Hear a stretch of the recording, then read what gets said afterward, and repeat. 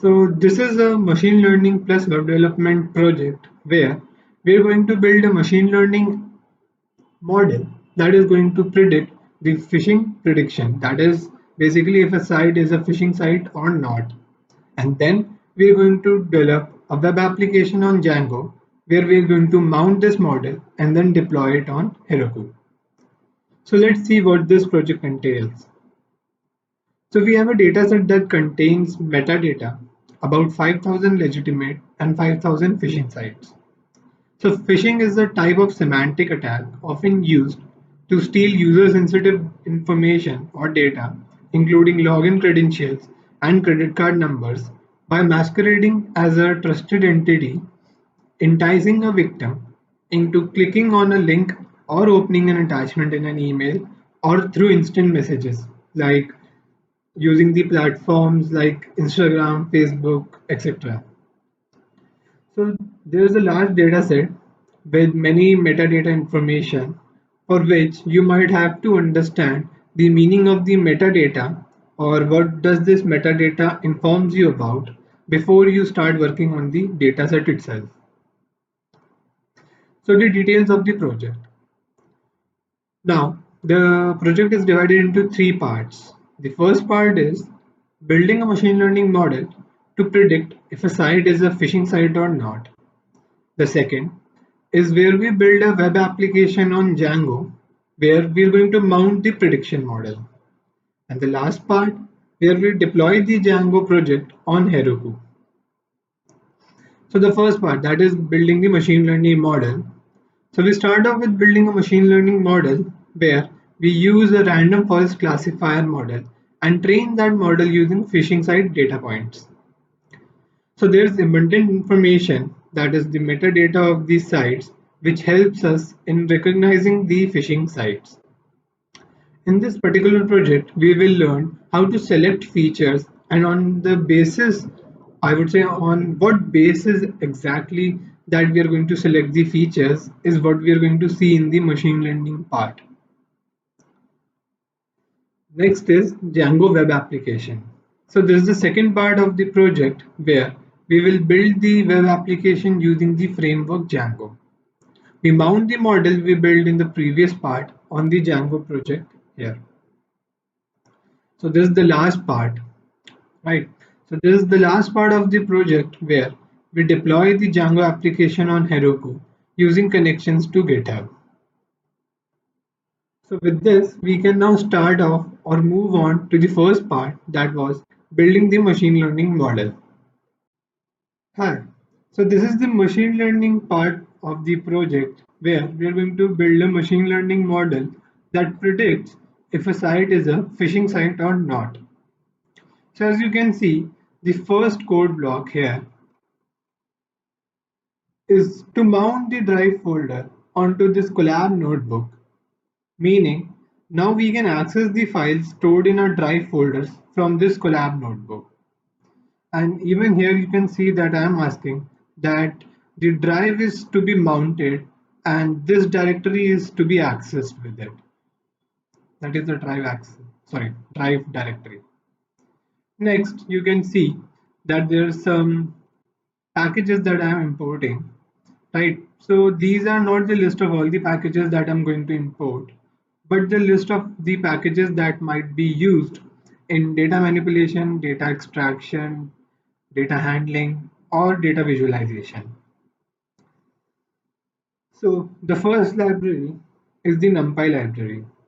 It is a library consisting of multi-dimensional array objects and a collection of routines for processing those arrays.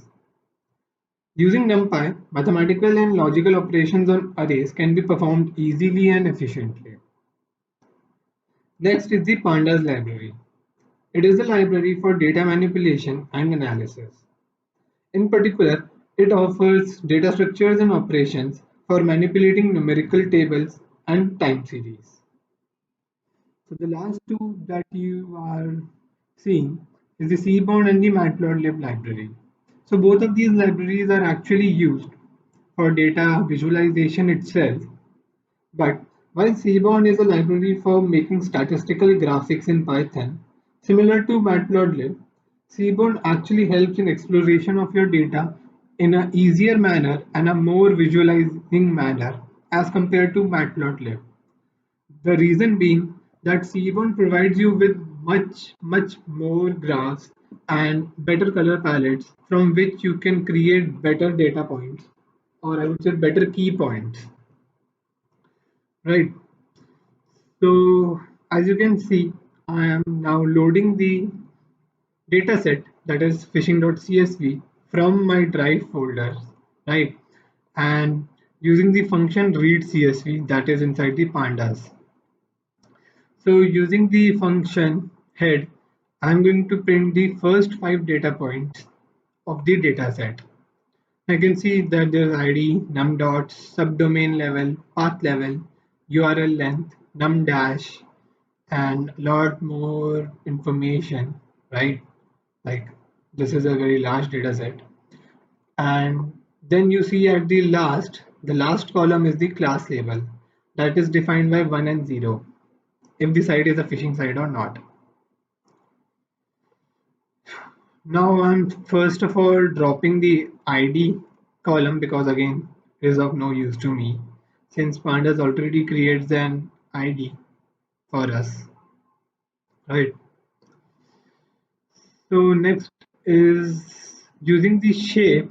I'm determining the cardinality or the dimensionality of my data set, which again tells me that there are 10,000 data points and 49 columns, including the class label. So the next thing that I'm going to do is find out if there is null value present inside my dataset or not. As you can see, I'm using the function is null, right? And from the name itself, it depends that we are going to find the null values and along with it, the sum function. So what is happening here is that first, I am finding if there is a null value present or not, and then I'm finding the sum of all the null values that are present.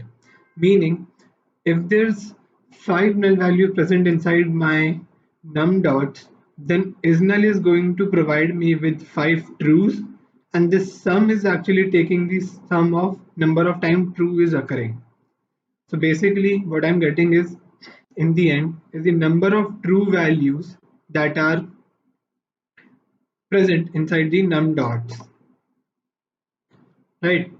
So you can see that all of the values are 0, which is pretty much telling me that there's no null value present inside any of the columns in my data set.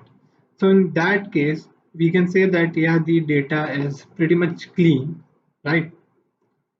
In respect of if there's null value present or not. So next what I'm using is the describe function. Now describe function provides you with a statistical information about your data, and even here as you can see for all the numerical data you can see the count, mean of the columns, right? Standard deviation, minimum, quartile ranges, and then the maximum. You can see that the max is 21, the min is 1, min is 0, max is 14. But here you can see that the minimum is 12 and the maximum is 253. So you can see that the ranges in different columns might be different, and this is one reason why I use the describe function to understand should I be standardizing my data, maybe normalizing some of the columns, because again if your data is too much varied, right, it would create problems in the sense that the model is not able to generalize well on the data and the accuracy decreases. So using the describe function, you can understand if your columns are having too much variance in, not exactly variance, but are too much far apart in their ranges. Another thing to see is that here you can see that the maximum value is 21, right, for the num dots column. Yet the 75 percentile is again showing the value 3, meaning that from the data set, if we go in ascending order, then till we reach the 75 percentile of the data, we are still at the value 3, which means that the maximum is too far from the 75 percentile, or I would say the range of 75 percentile data set to the 100 percentile, has too much increase in the value as compared to the rest part of the data. You can see that the minimum, that is 1. So from 1 it reaches 2, that is 25 percentile of data is again in the range of 1 to 2, and then to 2 to 3, right, 2 to 2 again, not even 3, then 2 to 3 here, and it jumps to 21 till we reach the last of the data set inside the num dots column. So you can see that this is somewhat of a outlier for this column, right? So again, you can even understand if your data set is having outliers in its columns or not. So this is some reasons why describe function is actually useful and why I have actually used this function itself. So next, what we are going to do is find out the categorical data inside our data set. Well, excluding this, because this is a class label, we have to understand the class label also. And as you can see, there are 5,000 class label, sorry, not 5,000. There are two class labels, 1 and 0, both having 5,000 data points, right? As I told you in the introduction also, there are 5,000 legitimate and 5,000 phishing sites. So 5,000 legitimate and 5,000 phishing sites. Next, you can see that from the no HTTPS column. Okay, so what we have done here is that using group by function. The group by is a very essential function if you're trying to find about like more information from your data, to infer from your data, right? So if I use the function group by, what happens is that all the data set is now going to be categorized in reference to its class labels, right? So what happens is that now the data set is divided into two parts. Like, you can visualize this in this manner. It is not exactly what is happening. That the data set is now divided into two parts where the class label is 0 and where the class label is 1, right? So if I use any function like value counts or some other function for manipulating data, it individually happens, or I would say individually works on the class 0 dataset and class 1 dataset. So as you can see here, first of all, for class 0, as you know, there were 5,000 data points, and in those 5,000 data points, right, so for class label 0, you can see that there is a value of 1 and 0 here. 1 depicting that there were HTTPS and 0 depicting that there were no HTTPS in the URL, right? So here 1, which is phishing site, it is telling me that for 1 that there were HTTPS, there were 4,906 data points where the URL did have HTTPS, and 0 depicting 94 where the URL didn't have the HTTPS inside its URL. So this way we can categorize the data onto some basis using the group by function and then work upon that to understand more of the data. Next is again using the phishing class that was actually categorized into category 0 and 1 on the class label. We are finding the mean in the URL length, and as you can see for class 0, right, which is not the phishing site, the length is greater than the one in which the site is a phishing site, right? Though the difference is not so much, but you can see that here. So in general, you can say that the URL for the site, which is not a phishing site, is of a greater length. Next, again using the num percent mean on that, we can see that the value here are very much different, right? For class 0, which is non-phishing, we can see that the value is 0.1164, which is much larger as compared to its counterpart, right? 0.031. Now again, there are a lot of columns inside this data set that you might not understand. So for that, I would ask you to again go back, maybe search in Google or understand this, right? Because num% is nothing but the number of time percentile character actually comes inside the URL, right? Num ampersand is the number of times ampersand comes inside the URL, right? Sometimes there are URLs like www dot something something something dot com slash something something and then ampersandile and something something then ampersandile and something something, or maybe a percentile and then 20 and something like that, right? So this is what num% and num and% is telling you. Next again is the number of time hash comes. As you can see, for the non phishing site there is actually no hash inside the URL, but for phishing site there is hash. So you can see that the num hash is a really good indicator as to if the site is a phishing site or not. Then the IP address, and as you can see, there's only one IP address for the class 0, but two IP address classes, right? 0 and 1 again depicts the type of IP address, right? So again, IP address is also indicator that the site might be a phishing site.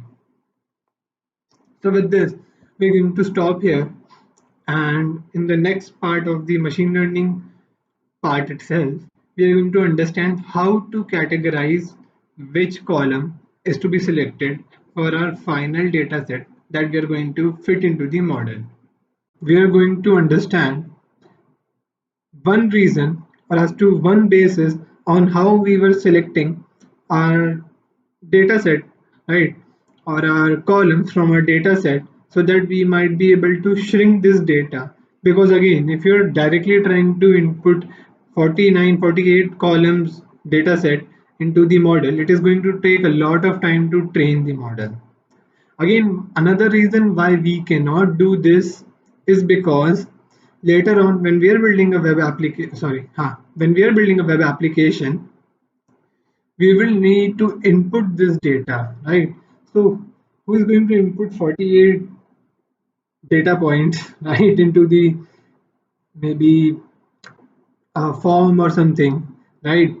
So that that data is then reaching the backend, and then we are predicting the class if it is a phishing site or not phishing site, right? So that is the reason why we are trying to find out which columns to take in, which columns to be removed, and not directly using the data set as it is, or even using PCA, that is principal component analysis, on this data set to shrink this data set, right? So now what is this? So basically we are building a heat map, right? We are building a heat map, and in that we are sending the first parameter, that is the correlational graph. So what is correlation? Correlation is basically setting up a measure to setting up a measure to understand how much one column is related to another. Meaning, let's say for example, num dots on subdomain level, right? Num dots on subdomain level. So there's a value of 0.51. I know this is kind of small, right? But can't do anything about that. So there is a value of 0.51. Now what does this mean? So this is basically a measure telling that numdots is able to influence the subdomain level to a certain extent, that is shown as 0.51 in the scale of 1 to -1, meaning that if there's a change in num dots, right, value of num dots, there's going to be a change in values of subdomain level also. So this is what I mean when I say that one column is influencing the other column. And the measure of how much influence is occurring is the value here.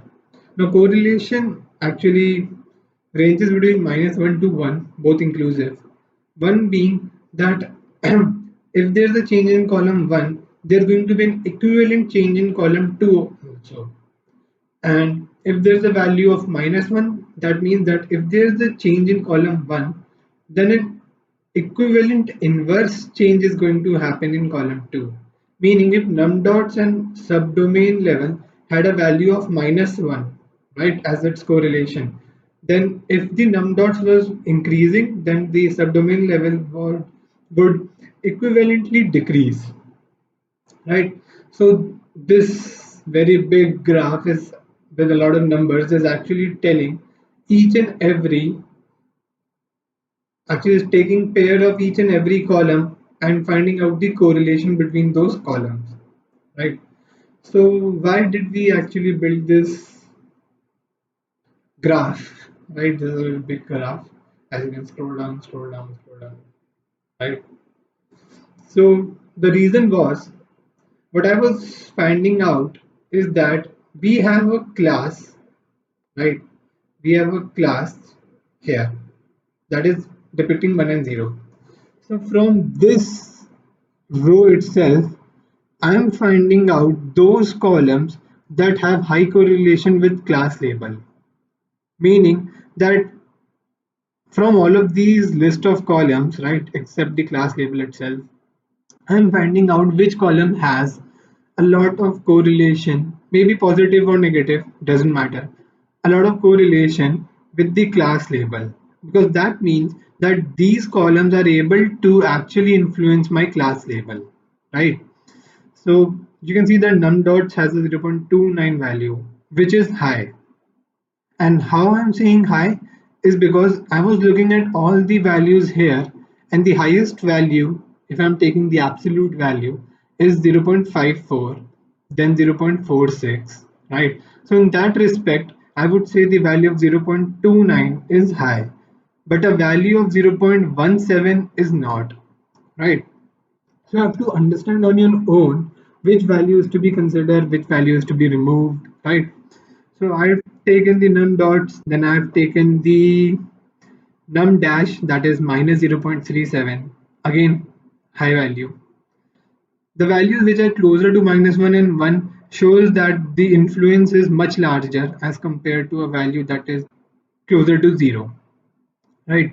So from this I've taken the columns, and now here you can see that using these just columns, I'm able to find out all the columns that are present inside my data set. And here you can see that I'm taking those columns which were actually influencing the class labels. So you can see that the subset phishing variable is now storing a subset of the actual data set, right?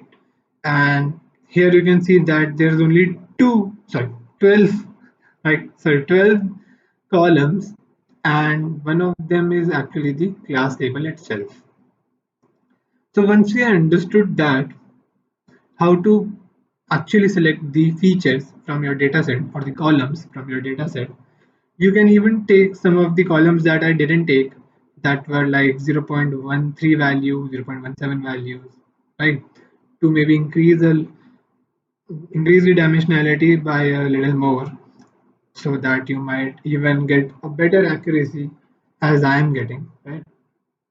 So that is totally up to you. You can even remove some of the columns if you deem fit. And next, what I'm doing is again getting my y variable and x variable, that is my target variable and all the feature lists.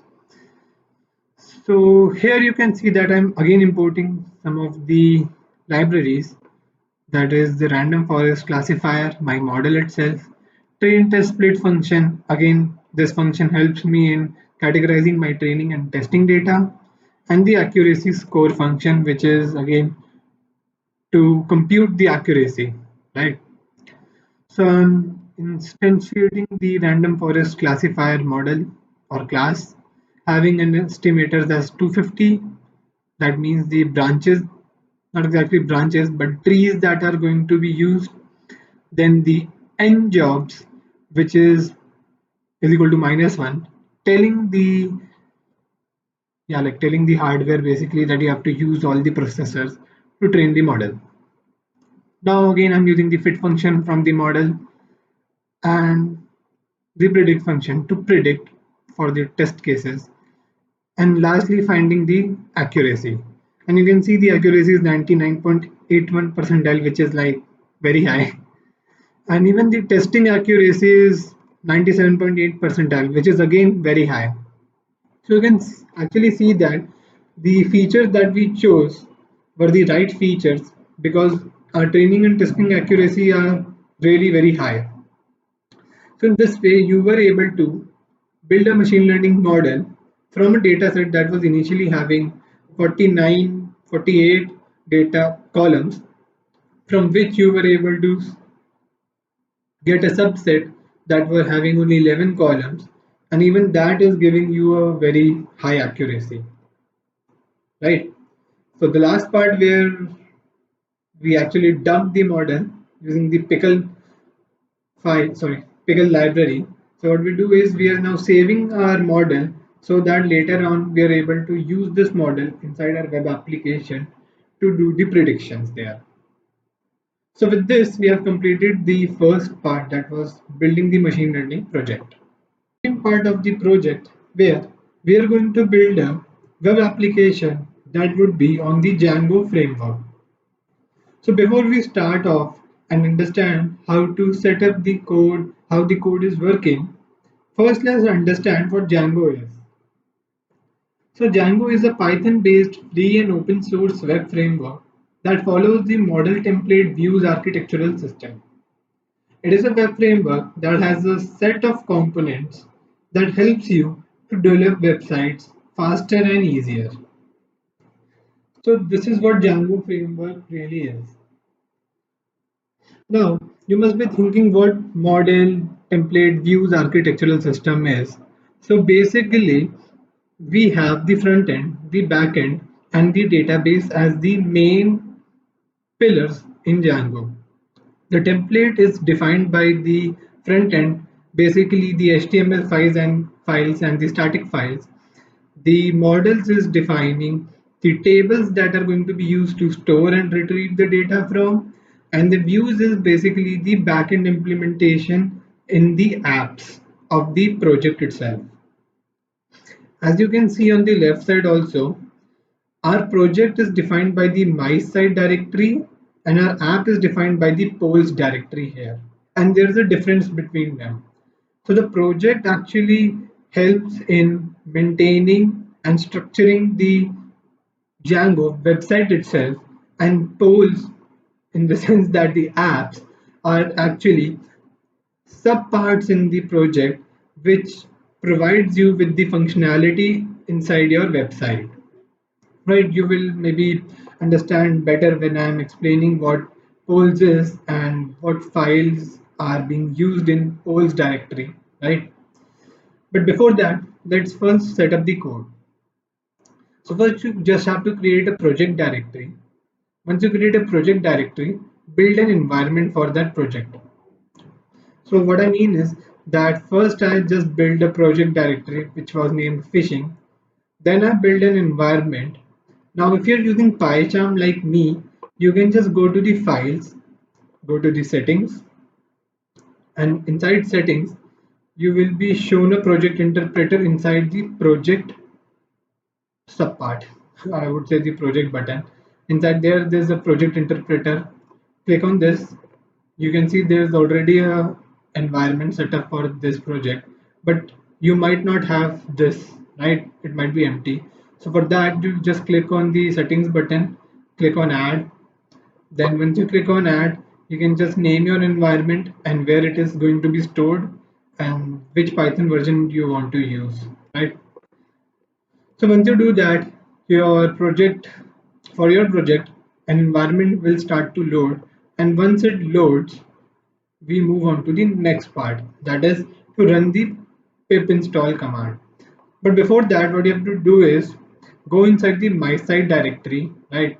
Here you can see that inside my project directory, I'm inside the my site directory. So once you are inside the my site directory, you can run the command that is install-r requirements.txt. So with this, all the packages and the dependencies that are required by this project will be installed inside the environment itself. So once you have done that, the next thing that you have to do is run the command python manage.py.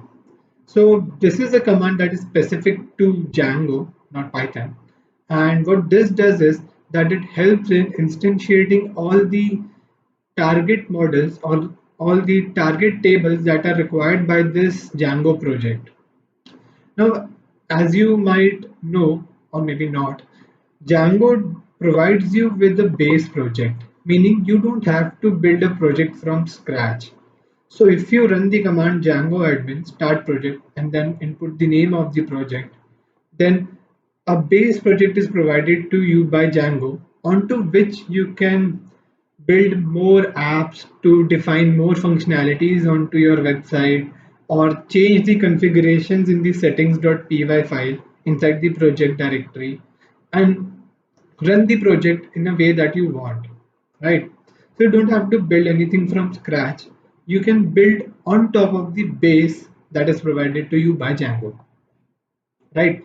So for the base project to work, there are some required tables that have to be instantiated and used, and for that we have to run this command here.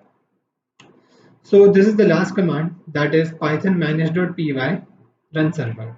So as you can maybe guess, the run server is a command that is to start the server locally onto your machine. So we will be using this once we understand how the project is working. So first of all, let's move to the settings.py file. So here settings.py file inside the project directory, that is the my site directory, and here you can see that allowed host, on which host is this code to be run, installed apps, and you can see that we have created our app polls from ourselves, but there is already some apps specified here which actually comes with the base project. So you can see there is an app that is for authentication, for sessions, for messages. So you can see that there are already pre-built apps that are handling authentication sessions of the website. Next, you can see that there are middlewares also. So you don't have to build middlewares or import middlewares. It is already present here, which is handling the session, handling the security, right?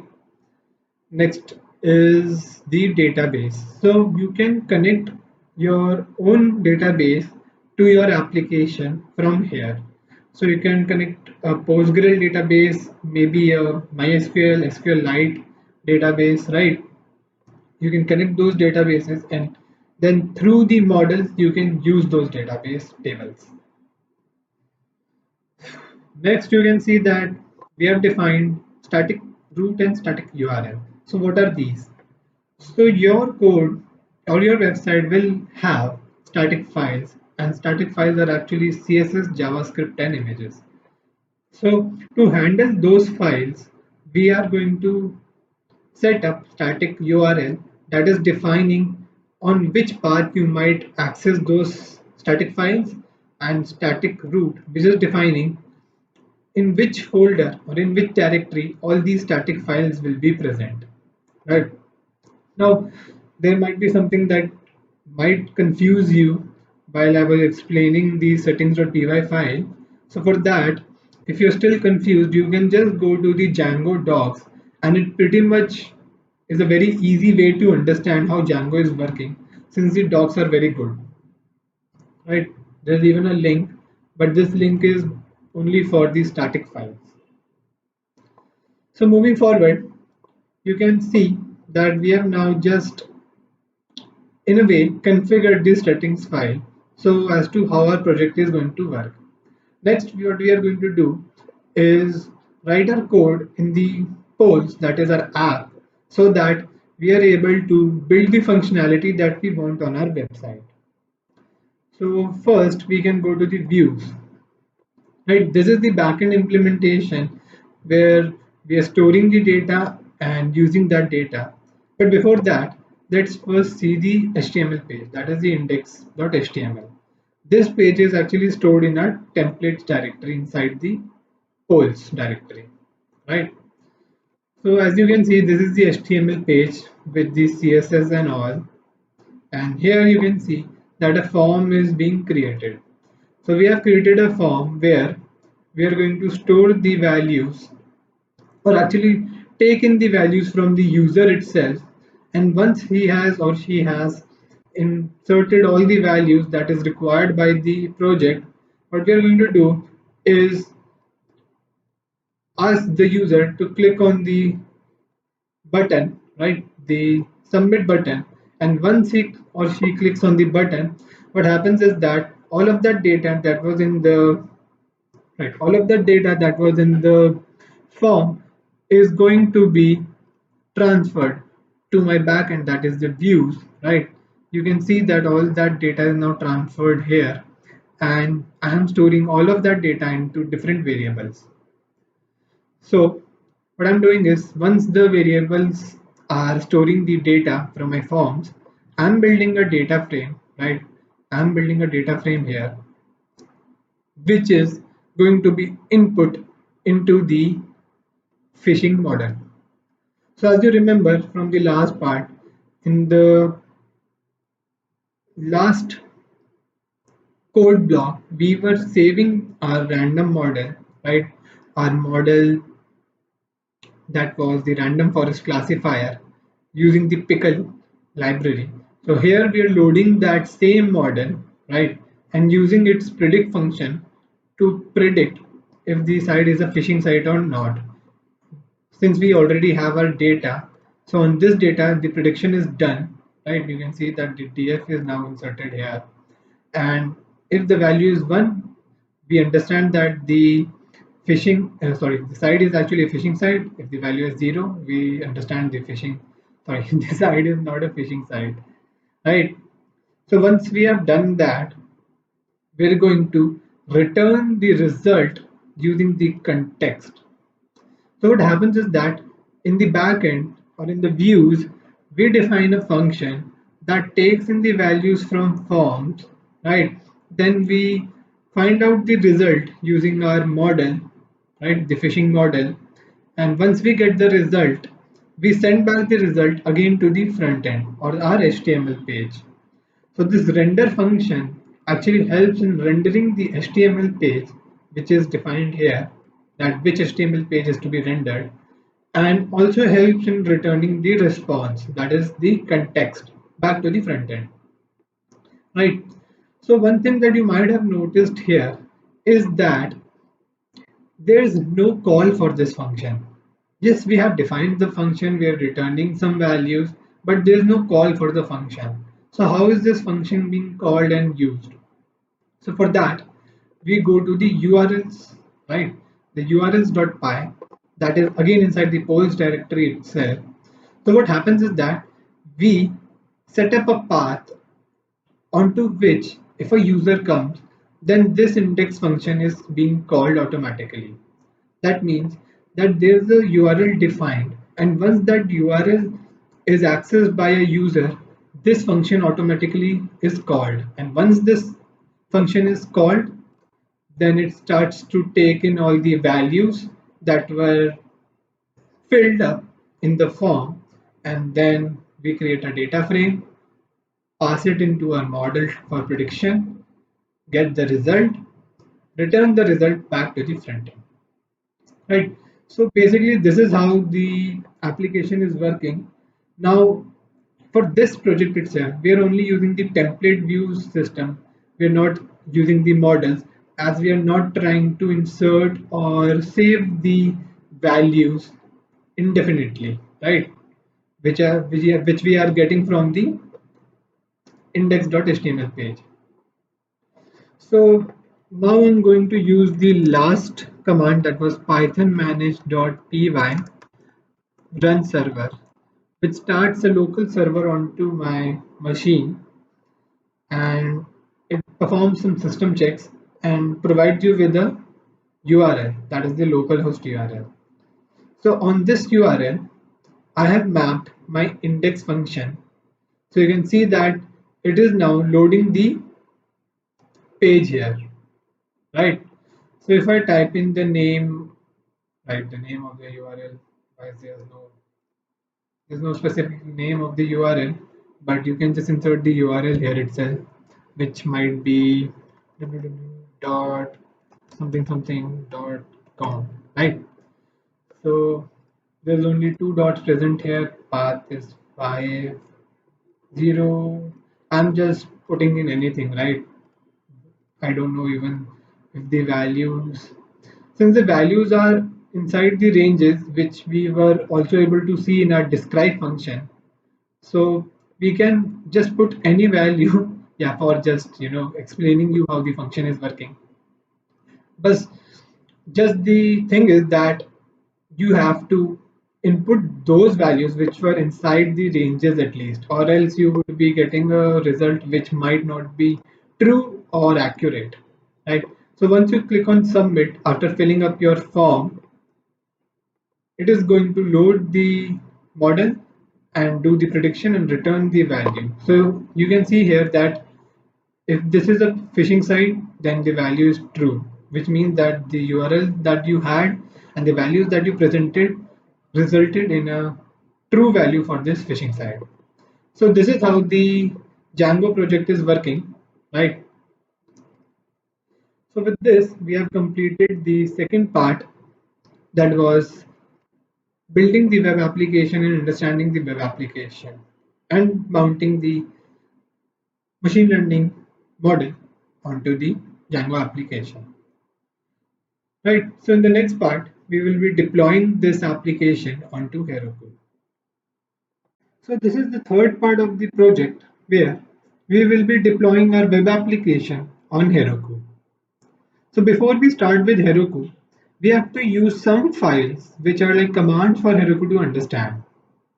So let's start with runtime.txt and procfile. So runtime.txt, as you can see, only stores two values, the language we are using and the version of it. Right? It is basically telling Heroku which language or base is going to be used by the server or should be used by the server. Next is the procfile. So procfile is like the mechanism for declaring what commands and from where are to be run by your application and Heroku platform. The commands that are specified in the last part, like the run server and migrate, these commands are executed in Heroku's server using the procfile. Right? As you can see, I have even given the flag of log file, which tells that whenever the server is starting, you have to log all the activities that is happening in the server. So these files, both of them are pretty important when you're trying to deploy your application on Heroku. So once you have done that, what you have to do is again go to your GitHub account and upload these code onto your account. As you can see, my site, polls, flow, manage.py, requirement.txt, runtime.txt, all of them are deployed on, sorry, not deployed, but uploaded to my GitHub repository that I've named Phishing Predict, right?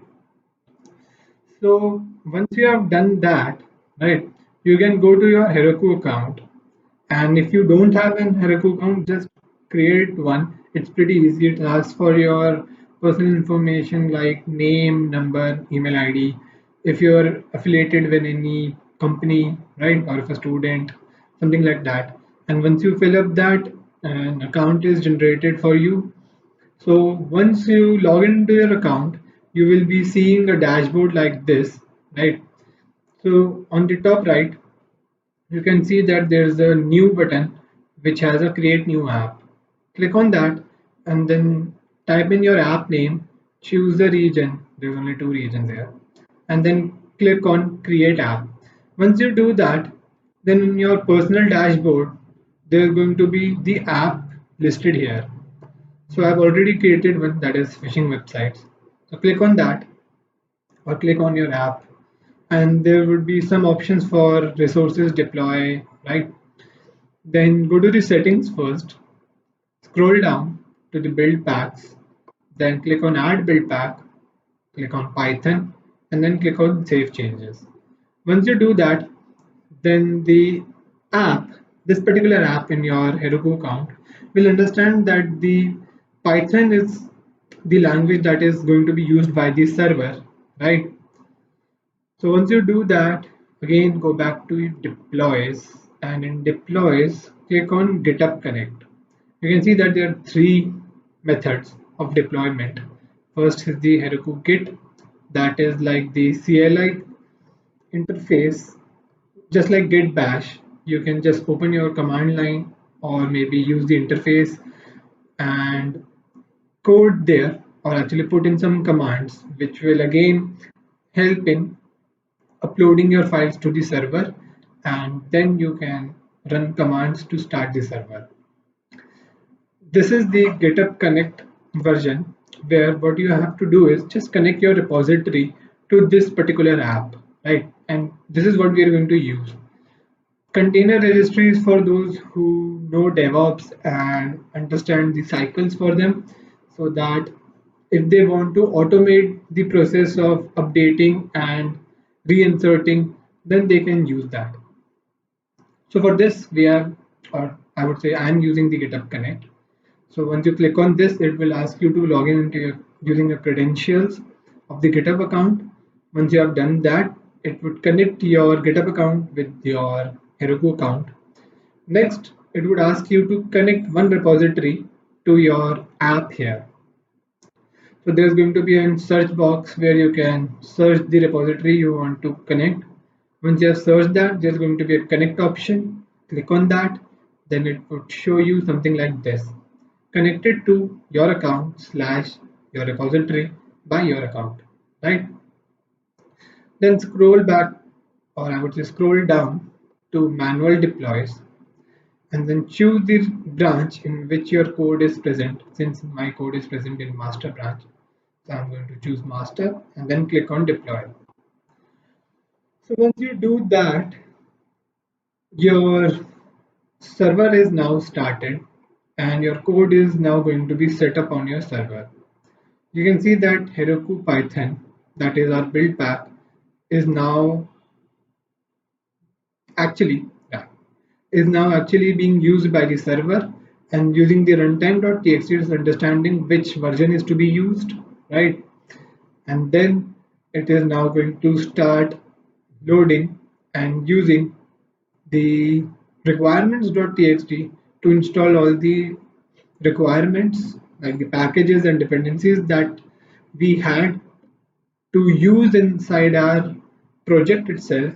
Then you can see that is running a manage.py command, that is collect static, again to store all the static files in our static files directory, right? Then it is going to compress those files and release your server, meaning you can now launch your server and go onto your site to see if it is working properly or not.